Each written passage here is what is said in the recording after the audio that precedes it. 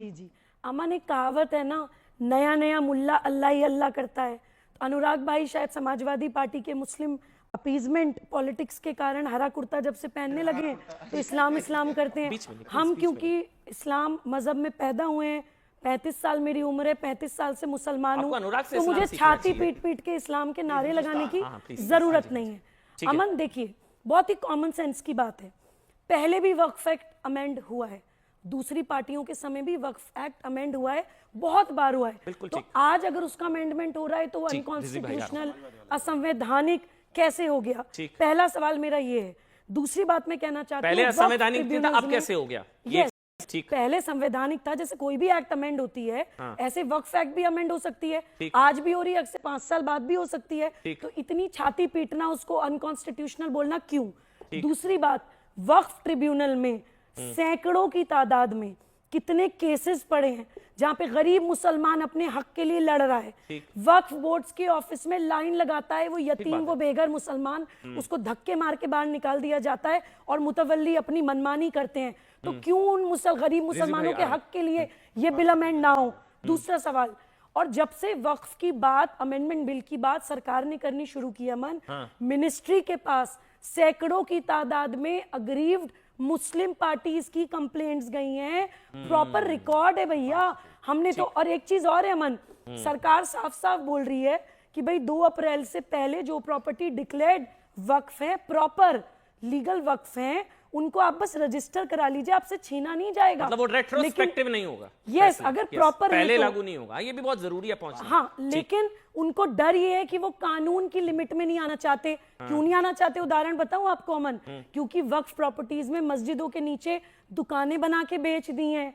एक वक्फ प्रॉपर्टी में हम गए थे, वहां पे मौलाना साहब अपनी गर्लफ्रेंड के साथ रह रहे थे 2 BHK बनाकर।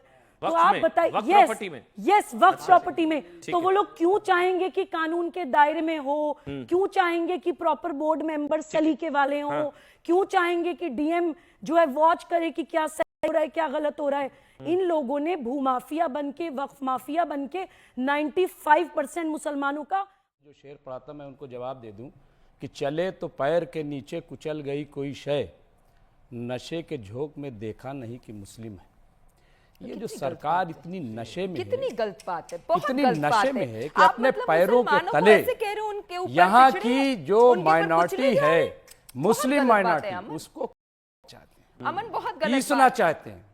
यही वजह। एक मिनट आपके पास कितनी है वक्त? नहीं, एक मिनट आपके पास एक मिनट, उनके में नहीं बोलते, भंडारी भी बोलते हैं। आपके पास वक्त कितनी है? गलत बात है अमन जी, एक मिनट मेरे, यही तो कुचल रहा है। आप भी कुचल रहे हो हमें, कितनी गलत बात है? आप भी कुचल रहे हो हमें। परेशानी क्या है? कुचल दीजिए। कौन कुचल रहा है? कहां कुचल रहे हो? भड़का रहे हैं क्यों? कैसे कुचला जा रहा है? क्यों भ्रम फैला रहे हैं? नहीं, कुचल दीजिए। आप भी कहां कुचल दिया? आप भी कुचल रहे हो।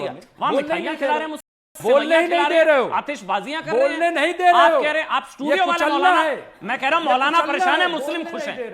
मौलाना परेशान है, मुस्लिम खुश है। हमें बोलने नहीं दे रहे हो। मैं कह रहा हूं कि कुछ अमन बार-बार मैं कह रही थी, आई थी तो देश पर कितना कर्ज था? 65 लाख करोड़। प्रभु आज कितना? एक मिनट रुक जाइए, एक मिनट, आज कितना कर्ज है? एक मिनट, अरे रुक जाइए, एक मिनट, अरे रुक जाइए, फिर बोलने लगे। अब रोकिए ना अमन जी, ये इंसाफ नहीं। फिर हमें कुचल रहे हो, अरे कहाँ कुचल फिर कुचल रहे हो? लोग जो है, अरे मेरे सवाल दे रहे हैं, आप ही बोलो, आप ही कुछ अनुराग हमें कुचल रहे हैं। आप वक्त पर बोलिए ना। अरे वक्त मैं इकोनॉमी थोड़ी ना, विदेशी मुद्रा भंडार पर चर्चा करने आया हूं आपके साथ। कितना कर्ज है बताइए? अनुराग, हटा दीजिए सरकार, हटाइए सरकार। कर्ज की चिंता हो रही है। 163 का 166, 3 करोड़ का खेल चल रहा है वहां पर। कितना वक्त में घोटाला हुआ? कितना वक्त में घोटाला हुआ? क्या भंडारी जी ने सवाल उठाया कि समाजवादी पार्टी के सांसद ने 2013 में सवाल उठाया था। बिल्कुल उठाया था, तभी तो जेपीसी बनवाई ना कि जेपीसी में आइए, मेरे सजेशन को मानिए। लेकिन आपने हमारे सजेशन माने का? मैं तो मजबूत बनवाना चाहता हूं।